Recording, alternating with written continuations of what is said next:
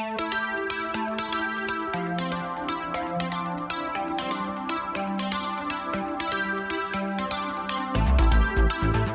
right, good afternoon. Thanks for coming out and spending some of your Sunday with us today. We have a couple of booby traps there for you, and hopefully you don't trip over that. But really thanks for taking some time to come out. I will say, this is not a religious service, so you can come closer to the stage if you want, but I do understand your hesitance. But we'll go ahead and get started in the interest of time, but really thanks again for coming out. But I want to start out with just to say, probably, 6, 7 years ago, I was in a room maybe a little larger than this with my company sales kickoff. And quite honestly, it was a room full of folks that I support in sales enablement, customer success, engineering, sales team, sales leaders, all those folks.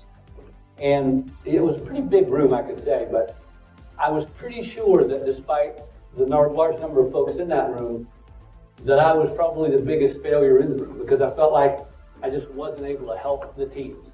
There was so many problems with the sales teams, and I just recently made the move from sales to sales enablement. And I was really doubting my ability to even have an effect on the teams. And so I was really thinking maybe I made the wrong move into sales enablement, because again, it's a bit of a thankless profession. You see, the company I was working for had just recently completed a series of acquisitions, and we had grown the company very fast. We had a lot of products that were, the messaging wasn't very clear. We also had a lot of processes and order processes that were horrible. And the teams were just basically trying to figure out how could they even make a sale. And when they did make a sale, they had to go into multiple systems to do these things. So as a new sales enablement person, I was simultaneously trying to learn these horrible processes while creating some training to go along with it. And that would have been bad enough. But to kind of put the cherry on top, I was taking live calls from the sales teams when they would encounter these problems. So you can imagine someone calling you up and asking you how to do something that you don't know how to do. And I'm sure you might have that happen in some cases with you. But something amazing happened during that session. I can tell you, really what kind of the thing that surprised me was the sales leaders were up kind of giving their awards. And I was thinking to myself, they're probably thinking, when are we going to get somebody that can really support us? When are they going to get rid of this guy? In fact, one of the sales managers had actually approached my manager to say, can we just get somebody else?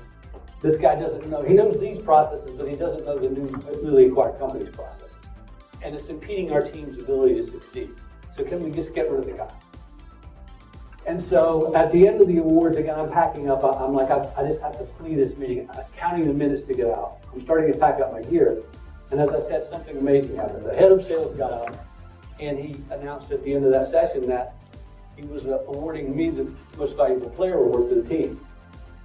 And I can tell you, it was a little bit, I was dumbfounded, quite honestly, because I felt I went from being such a failure in my own mind, I'm suffering from a full-blown case of imposter syndrome, to kind of vindicated and confident. And what I'm going to kind of cover today is really going to kind of talk about the 5 things that I use in that process. And I can tell you, even as I came back from getting that award, it was quite emotional. And I can tell you, I'm a pretty manly guy. I don't know if you can still say that in today's culture, but it's probably the closest I'd come to shedding a tear since 4th grade. It's just to be honest with you, very close. It was very empowering. But at the end of the day, I just learned a couple of things. So one is, you can't be defined by those external circumstances you can't control. You really have to be defined by the resolve that you have to respond to those things. And so you're always going to have these things that kind of are thrown at you. And what we're going to do is talk about some of the ways that you can overcome that. Just so you know, the sales manager, again, that asked me to be replaced, she actually came up and gave me a hug at the end of that and said, hey, you did great job. So you can overcome some of these dissenters if you just stick to a few good precepts, if you will, that we're going to cover. One of the things I always say is as a sales enablement practitioner, you're never going to have enough resources, right? You're never going to have enough time. You're never going to have enough people. You're always going to be behind the 8 ball a bit. But if you just make sure that you have some key things in place, you can actually make a difference and still keep the confidence of the team. So not long after that event, I will say I was thrown into another job. Actually, I took another job. I think I love stress, but regardless, I took a job as a manager of sales enablement, again, at a new company, under the guise to kind of improve the training programs that existed. So I was going to make them better. And once I landed, I realized that there really were no training programs. It was a kind of a barren landscape, which again was a little daunting because I had come from a large company of about 50,000 employees down to a small company of about 250 employees. And you can imagine that the large company, I was had a finite area of responsibility, so I couldn't really effectuate, big, bold change. And it was quite constrictive, but it was kind of like a safe, comfortable shoe, But with a small company, I learned from my manager, he says, I don't know anything about training. I don't want to know anything about training. That's why I hired you, so good luck. So now I'm standing kind of in an open field of ideas with no guardrails, with no guidance, with really no priorities, and one singular goal, which is to improve the sales productivity. And within a few months of that, we also acquired another organization. Again, we doubled in size. We lost a lot of people. We changed our go-to-market strategy, our products. So again, once again, I found myself in the same problem of chaos without a lot of resources. And so again, luckily, and I want to say this, in a large organization, you can have the best idea in the world and it never really get any traction, never get any oxygen. But in a small organization, you can have the worst idea in the world and have it implemented by Friday. So you have to really be careful and strategic in what you do and think it through. And I can tell you, based on my experience, after a little while, I learned a lot during these couple of iterations. And eventually I was promoted to senior director, or director and senior director, before moving on, and actually won a Circle of Excellence Award with that organization using these same things as well, before moving on to a new company. And then within about 6 months of that, I was promoted to corporate head of learning and development, also overseeing sales enablement. So I'll put these up here because, again, I can tell you I'm not the smartest guy in the room, but there are some key things that you can do to really effectuate big changes with your team. Okay, and so we're going to kind of cover those as we go through this. So I will say before I kind of move on, these promotions really were the result of a lot of hard work, late nights, a lot of trying to figure things out, right? Writing things down in the middle of the night on the side of the bed. And obviously, certainly from a great team. I had a phenomenal team at the last organization. Luckily, one of them joined me. He's out here actually in the audience today at my new company. And these are really the principles you can use, even if you have doubter syndrome or imposter syndrome, whatever that is. These things are going to kind of help you. So let's get started here. First of all, I want to give a disclaimer just to say that this session, we're not going to go into modalities of training or how to add interactivity, those type things. Those things are extremely important, and there's a lot of sessions here that you're going to see that can tell you that sort of thing. These are going to be kind of really the principles that you should be using in every sales enablement program. That if you really make sure that you look at all of your programs through these 5 things, you can make them so much better and give you a solid foundation to really maximize your impact on your team. So the first thing I guess I would say is, my goal is for this session is really to maximize your value that you can deliver for your team. Help make sure that you build those inroads with your stakeholders. We know that's extremely important to have the stakeholder support and make sure that they support what you're doing. And so we'll go through a few things to kind of help you from that. So I just want to ask, though, in this room, how many of you are involved in sales enablement today? Okay. If you've been involved in sales enablement more than 2 years, how about more than 5 years? More than 10 years? Okay, you guys probably just need to join me on stage and we can go through it together. Okay, good. So first thing I always say is become the anti-training department. And you might be thinking, am I in the right session? But in my experience, in fact, I'll tell you, when I first got into sales, I was flown to a sales training session in Florida. In fact, it was about 15 minutes from here in Winter Park. And during that session, it's very well put together, it was very thorough. And it's really kind of centered on CRM, Salesforce management, things like that, tools and systems and things like that. Very good course. but it failed to go into really how to sell, how to do discovery and qualification and all those type things. And so when that session concluded, about 6 months later, only about 10% of the class was still employed there because they lacked the skills to do their job. Despite having some skills, they didn't have the right skills, or at least it wasn't layered in a way that worked.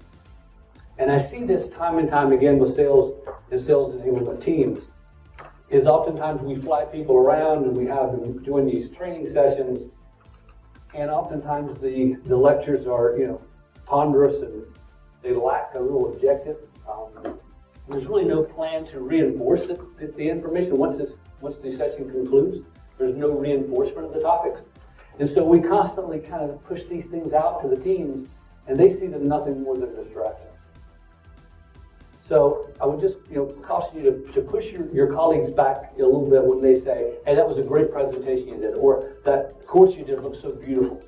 It might have looked that way, but the people who are taking the courses, oftentimes they don't see it that way. They see it as a distraction. In fact, oftentimes they might say, and I can say this as a recovering sales professional, they might say, I'm even more behind in my duties now because my quota's still there. What you taught me is not going to help me do my job any better. And even if it did, when I get back to my job, I'm going to go back to the same thing I've been doing for the last 5 years because nobody's reinforcing. So I hope that didn't hurt too much, because it is something we do need to reflect on our own. But if you're really going to improve the credibility of your sales enablement teams and the sales enablement profession, you have to make sure that whatever you roll out is really impactful and beneficial. Because teams, they really don't have time for these long, lengthy, type of ineffective training sessions. They really want to make sure. So if you're rolling out a certification program or whatever it might be, make sure it really has the value. Make sure it's distilled down and it's really pitted. Because the sales teams, the sales support teams, they don't want the clam, they want the pearl. They want really to kind of boil it down and give them the information they need. And we've all seen, I'm sure you've seen spreadsheets like folks, Kathy Moore has one which basically helps you ascertain whether training is really the answer. Because in some cases, it might be a manager problem, it might be just a behavior problem, it might be a system or tools problem, or process problem. And we don't want to attack everything from the lens of training because it's going to be ineffective. It's not going to really help us. So if you don't have something like that in place to help you vet those requests that are coming in, I would make that one of your top priorities. And I'd also use that even on your own ideas because, we may think that we have great ideas, but sometimes they're not great ideas. Sometimes if we look at them through the lens of something like that, we can see that we're on our way of thinking is flawed. So continually, look at yourself, get that self-reflection, if you will, as you go through this stuff. And if you have a lot of requests, if you have a huge organization that is coming at you with a lot of things, establish some type of intake process that pushes them to tell you before they even engage, what are the metrics, what are we trying to do, what are we trying to accomplish. Have them make sure they tell you that. That will also cause them to start thinking, maybe there's another way to do this without tying up training resources that will not result in the outcome we're going to want. But what you also want to do is you want to make sure that when someone comes to you with your sales enablement team with an idea for training, just make sure that it is worthy of your team's time. If you see that it's a waste of time, if you know it's not going to work, if you know it's not going to make a difference, then push back. Because you can certainly waste some of your team's time, a couple of hours a week, and create something that's irrelevant or doesn't have any value. But when you roll it out to 200 to 300 folks, now you're exponentially wasting time. But not only that, you're destroying your credibility because now they've taken some training to say, wow, okay, I'm glad that's over with. And we really want to make sure that we stop that last minute over kind of fire drill type thing. And one of the things I've seen over and over and over again, what happens is, this is kind of the story that plays out in a lot of organizations. So the sales teams are selling along, and all of a sudden the sales numbers kind of go down. And so the board inevitably, or the sales leadership, or someone says, we have to do something. And so we quickly think up something, and we roll it out, and we push it out to the teams, and we wait and see if it works. And it doesn't, because it wasn't thought through and it's not reinforced, and it wasn't really a good plan. So the next thing that happens is they say, well, throw this at it. And so now we're throwing something else at it. And that cyclical process just keeps going over and over and over. And the sales teams know this, and they start to brace. And they say, you know what? Here comes that training. Just wait a few minutes. They'll go back to what they were doing, and we can go back to what we've been doing for the last 5 years. So again, push back on that. Stop those last-minute type things. And really, what you want to do is create a pull mentality. So you don't want it to be a punitive type thing where they see it as, they're making me take this training. How many times have you heard the sales team say that? When do I have to take this training by? Okay, so we want to change that mentality. And the only way you can do that is you have to change that mentality by making it a pull type thing. In other words, you have to make the courses really relevant, really that make sure they're valuable to the teams, that they believe in these courses. And when they get through consuming these things, they've actually learned something that's going to help them in their job. And if you do that, they'll actually welcome the training. And they'll say, hey, that was so great. When can we get more of that? Instead of saying, wow, is this another training course? But to do that, you have to make really, really good courses and materials.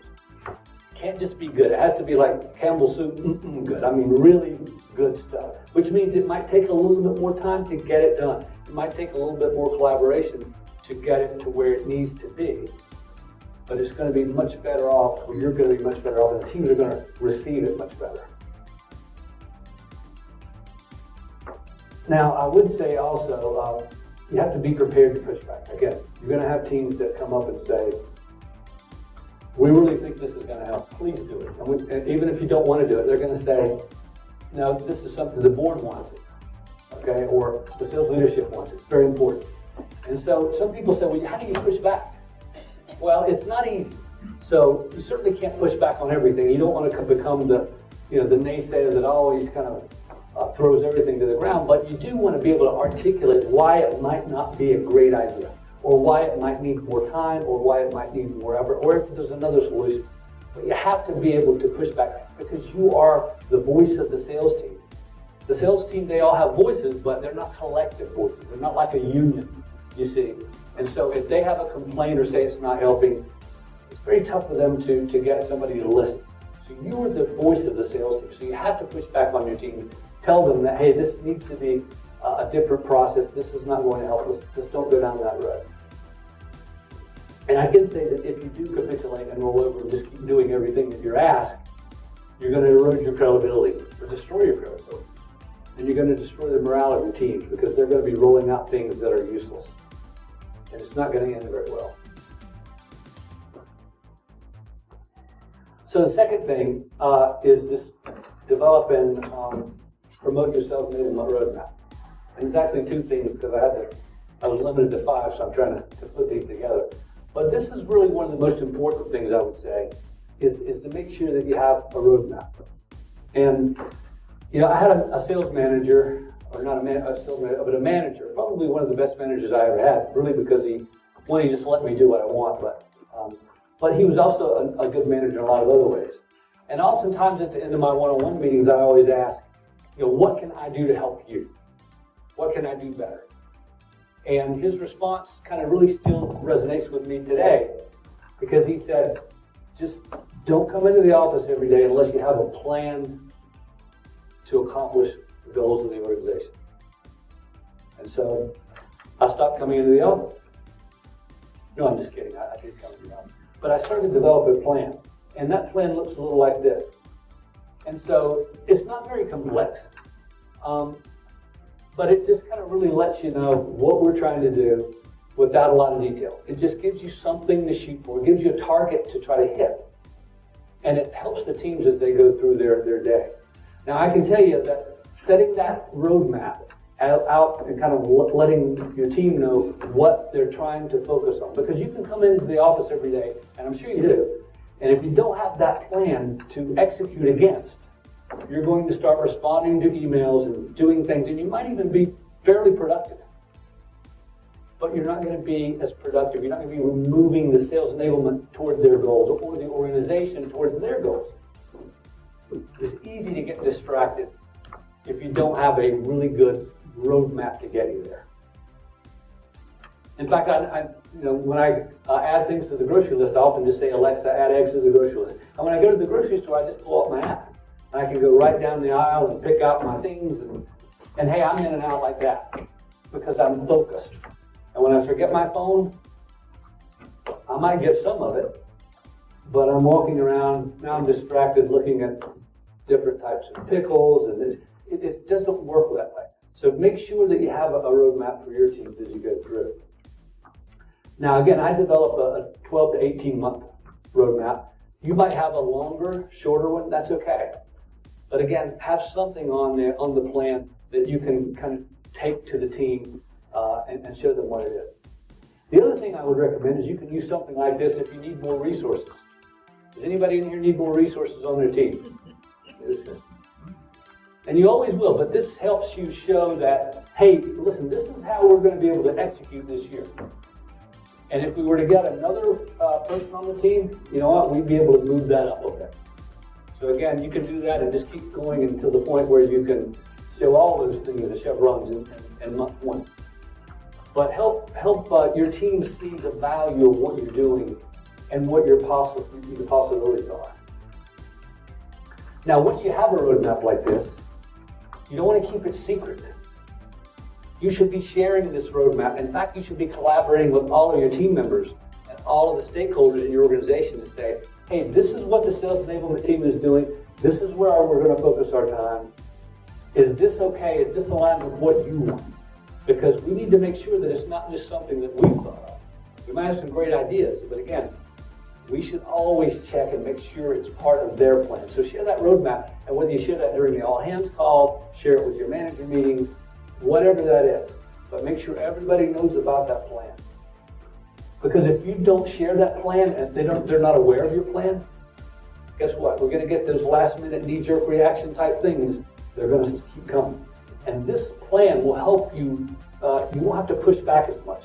Because now they see that you've got this, that you've got a plan to move the business forward. They know that you're forward thinking, that you're anticipating needs versus just reacting to them. So definitely create that as you go forward.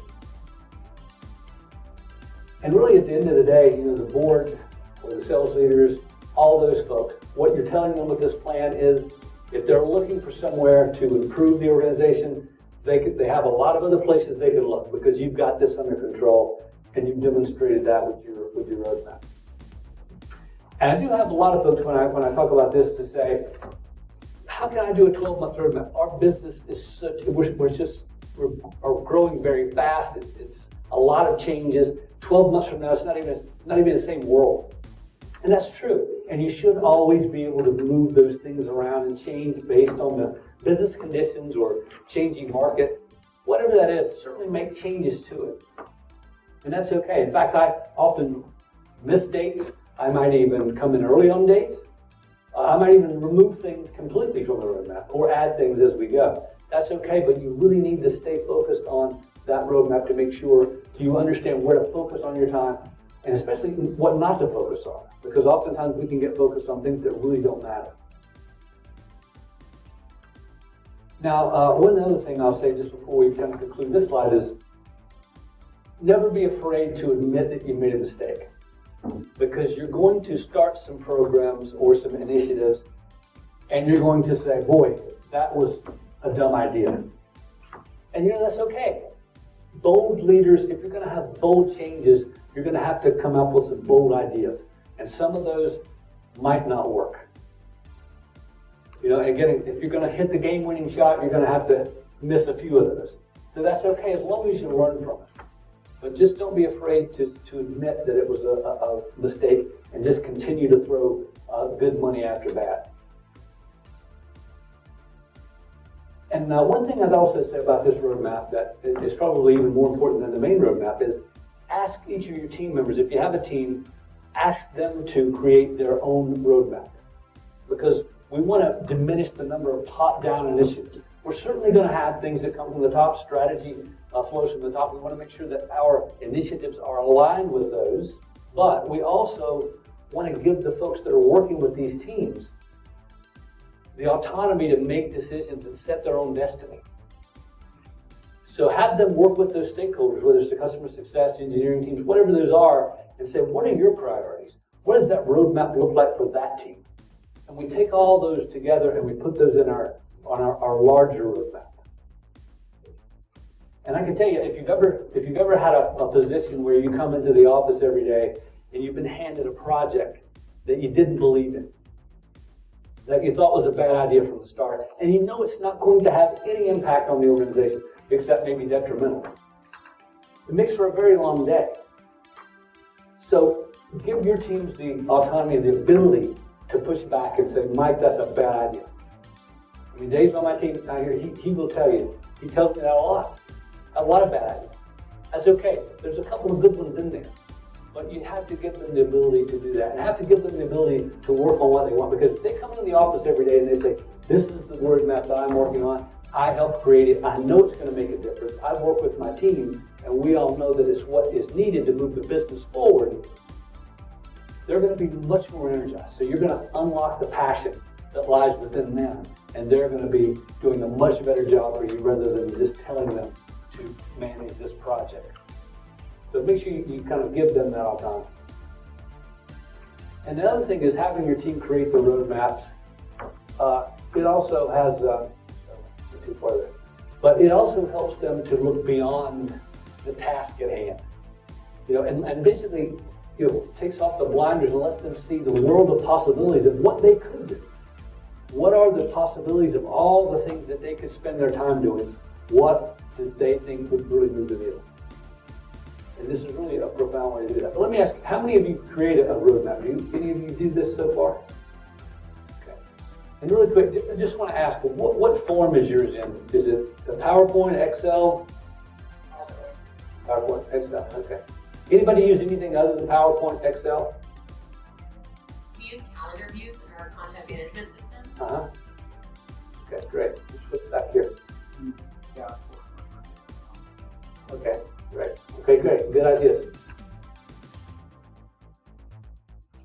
Let's see here. Okay, so the next thing is measure results, incorporate feedback, and adjust your plan. So again, I had to put 3 of these in one so I could stay under the 5. But they're all kind of related, if you will. But this is very important, and this is a step that it's not usually something that a lot of sales enablement people are really good at because it's hard. It's not easy. And I can tell you, a few years ago, I was about 50 pounds heavier than I am today.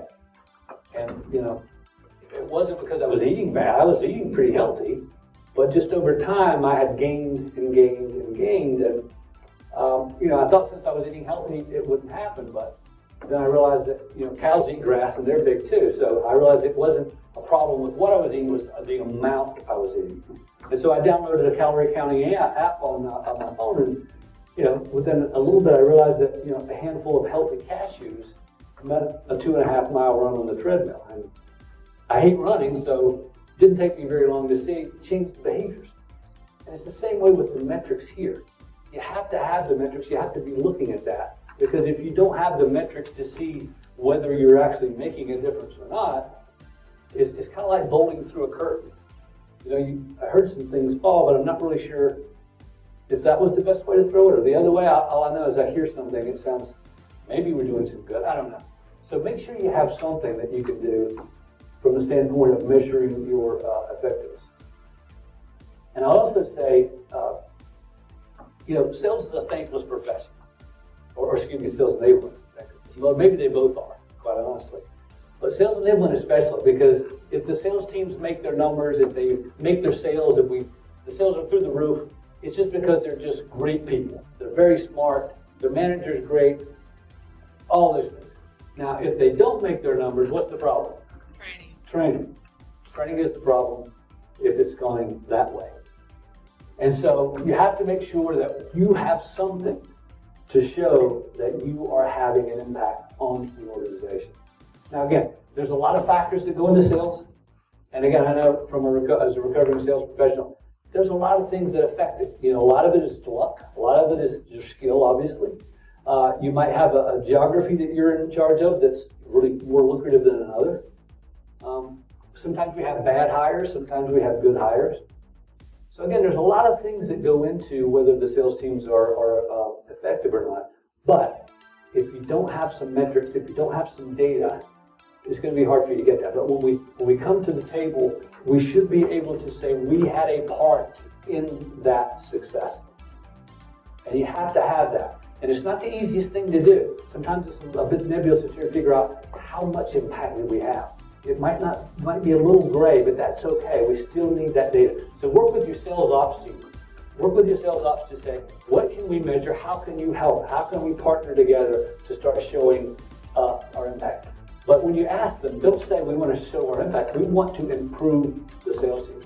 So help us from the sales operations standpoint. Tell us what the problems are from your standpoint. And we'll start working on ways to address them. And that way we can see if those numbers are changing.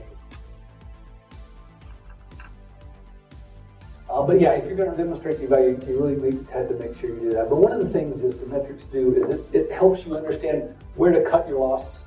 So you might be spending time in certain areas and you see that it's not having an impact. You might want to move those resources to a different area. But the other thing is take that feedback and those results and ask folks and show, hey, here's what happened, here's what we're doing. Get some consensus with them. Get their feedback. What can we do different? What should we be doing different? Using the numbers, but be transparent. Don't hide the numbers when they're bad. Show them and ask, what else can we do? That's, sunlight is the best disinfectant. Let everybody see what you're trying to do, where you're trying to go, and get their feedback, because they're going to help you get there a lot faster. So that continuous improvement really is the key. And another thing I would recommend is, if you don't already do it, I would recommend that you create an annual sales enablement survey. And basically, this is just a survey where you're going to send it to each of the teams that you support. And just let them rate the service and the support that they're getting from you in your teams. Let them tell you what is working, what is valuable, what are they, how are they reacting to what we're delivering. And at the end of the day, you might look and say, well, you know what, customer success gave us a 9 out of 10, and sales gave us a 3. So maybe we need to put some more resources on the sales team. And less every year. But that annual sales enablement survey is really going to help you to understand kind of what's happening. And also new hire surveys. I'm sure most of you do new hire surveys, but if you don't, I would recommend certainly doing that. Because what we do is we ask, what could we have done better? What should we have done sooner? What should we have waited to tell you later? Whatever that is. And take that data and really look at it. And take that data, whatever they say, can we get better? Take that and put it right back into the sales enablement program, that your onboarding program, and just make it better and better and better. And over time, what we've seen is the what can we do better gets really small. Not because we're the smartest people in the world, but because we just keep listening to them tell us how to make it better. That continuous improvement, again, is the same thing. But whether your metrics, again, are certainly going to be dictated by your organization, but whatever it is, whether it's deal size or cycle time or time to proficiency, or whether you have some kind of stand and deliver rubric, whatever that is, take those metrics and put them into your system so you can see kind of what really needs to be improved and continually improve the program. All right, so this one's collaborate on everything. So this, well, they're all really important to me, but this one really is important. And I can tell you, this is really one of the keys behind my success, is just making sure that I have that connection with everybody, that they see that my ideas are not the only ones that we're going to use, that it's going to be a collaborative process. Because I've always believed that the best ideas don't come from you and they don't come from me. They don't come from my manager. They don't come from the people that work for me. They come from the exchange of ideas. So as we bounce off ideas off of one another, or as teams, we get to a level that we would have never got to on our own. In fact, I was reading an article about the Wright brothers. I'm sure you probably know First in Flight. But both of the brothers said there's no way we would have ever achieved that on our own. It was that collaboration that was the magic. Even though they were competing against folks that were getting $50,000 grants, so a lot of money at the time, they were still able to overcome that just because of the collaboration that they're doing. Now, I would say when we talk about collaboration, sometimes you say, well, I do it a bit, but you really need to do it in every kind of iteration. So whether it's from the inception of the idea, when you're starting to think about it, make sure you're collaborating with the teams. And make sure you understand kind of what it is they're trying to accomplish, the metrics behind it, the reinforcement, all those things. Collaborate with them in that way. But don't just stop there and say, okay, great, we're going to build this for you. But say, okay, now we've got this started, this is what it's going to look like. Let's collaborate some more. Okay, now we've got a beta trial. We want to collaborate again. And just keep doing that, making it better and better and better. Because if you don't, if you skip a step and you don't involve them, it's not their plan, you're going to have some saboteurs. You're going to have some dissenters. You're going to have some people that even if it's the best idea in the world, they're going to say, no thanks, we don't want it. So make sure that they see you as a team member. Make sure they see you as the collaboration king. And make sure that they know that if they have a problem or they see something that doesn't look right or they don't agree, that they have a voice to say, I don't agree with that, let's talk about it. And I also want to say is, if you're working on something with the sales teams, hold it in, also work with the customer success team or the engineering teams or whomever to say, hey, do you have any ideas how to make this better? Collaborate with them as well. Or is there something we can do to make this useful for your group too? But collaborate with all of the teams as you go. Because again, you'll find they truly can provide some value and help you make your presentations even better. But it's, I can't say enough about making sure that you always make sure that you understand what they want this program to accomplish. What are the metrics? What's the reinforcement mechanism? If they don't know, probably don't want to do it. So make sure whatever that is, you have those components that you collaborated on that really critical piece before you go. And I often say that, in large organizations or even small ones, really, the sales enablement role is almost like a conductor. The strings are doing beautiful things over here. The music is fabulous. The horns over here are great. Say marketing and sales are kind of those two things. And they could be doing beautiful things on their own. But if they're not in alignment and you bring them together, it sounds like a lot of dishes are being dropped. So we want to make sure that we as sales enablement team members are the people who are kind of orchestrating that, making sure that sales and marketing, all the groups know where we're trying to go, that we're all kind of doing it in the same way. We don't want the messaging from marketing going out into the field to be different from sales, different from customer success. We don't want the processes to be clunky. We want everybody kind of working in the same direction. In fact, one of the things that we're launching at my company that I work for today is the Learning and Communications Council, where we bring a couple of folks from each of those teams into a meeting. And we talk about what each team is doing, just to make sure that we don't have these silos, where we don't have these folks that are working on some of the same things. Because oftentimes, I would talk to the marketing team and say, we're doing X, Y, Z. They say, oh, great, we're doing something similar. Well, we shouldn't be doing things similar. We should be working together to do the same thing. So bring in all those disparate groups into your fold. Now, I will say one thing on collaboration. When you start to reach out to these people, especially salespeople, sales managers, sales leaders, and say, hey, let's talk about what your needs are. They perceive that as like, I'm from the government and I'm here to help. They're like, we're good, thanks. We're okay. So you have to earn their trust. And you have to do that because they've already been through so many of these worthless training sessions that we have rolled out, and I know I'm hurting feelings here, but I did done the same thing. But they've been through these sessions where they're like, that was a waste of time. So you're going to have to earn their trust and just keep connected with them and make sure they get that, that you're here to help and you're really here to help, not like the government help. Lastly, I would say just make sure when you reach out to those sales department leaders, oftentimes you'll get this, especially after you've got some training in place, is you say, hey, Mr. Sales Manager, we're here to help. What can we do to help you? And they typically will say, you guys are fantastic, doing a great job. We're okay. But keep asking, keep collaborating, keep reaching out, because at some point something is going to happen.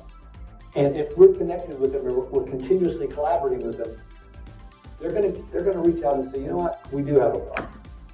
And we can catch it before it becomes systemic. We can start to work on those problems, but we have to make sure that those inroads are over and that they see us as a valuable partner.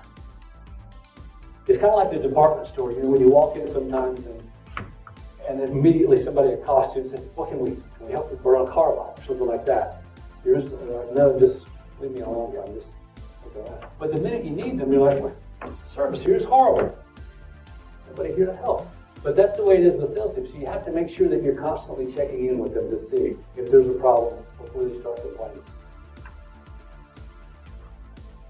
All right, so number 5, this is probably the most important. This is promote every accomplishment. Again, it sounds a little simple, but I can tell you it's a noisy world out there. You guys know when you're in your meetings in your office, there's just so much going on. You only have about 30 seconds before the next email, the next thing comes in. And so there's a lot of ways you can do with the promotion. And I will say, for instance, P.T. Barnum, if you know who that is, he was 60 years old before he even got into the circus business. And almost everybody knew that almost everything that his exhibits were frauds. In fact, he had like a fish tied or sewn to a monkey or something like that. They called it a mermaid. Everybody knew these things were frauds, but he was such a phenomenal promoter that even though he was 60 when he started, he's still a household name because he was able to promote things. Now, certainly you don't want you sewing animals together in sales enablement, but you can make a big difference if you promote everything that you're doing. And I will say the reason is because sales teams are so extremely busy. You know, sales teams, despite your best efforts, you roll out all these things, you do all this hard work, you push things out, and at the end of the day, somebody inevitably walks up and says, "When did this happen? I didn't know anything about that." So you have to go to them in a lot of different ways and make sure that they kind of get your message. In fact, I would say senior leaders are even worse. So if you're rolling out great stuff and you feel like, wow, the sales team are really starting to do some great things, unfortunately, they're not going to see it. They're not always aware. We think that we might be the center of attention, but we're not. In fact, we're kind of way out there. So you have to make sure that you're kind of posting things, showing up. Almost like a 14-year-old on Facebook. You just constantly, we're not going to take selfies, but you got what I'm saying.